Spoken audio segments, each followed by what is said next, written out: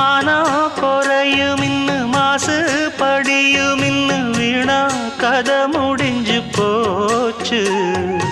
ஈசான மூலையில லேசான பள்ளி சத்தம் மாமன் பேர சொல்லி பேசுது. ஆறாத சோகந்தன்ன தீராம சேர்த்து வச்சு ஊரும் சேர்ந்து என்ன ஏசுது. மாமா மாமா உன்னத்தானே எண்ணி நானும் நாளும் தவித்தேனே.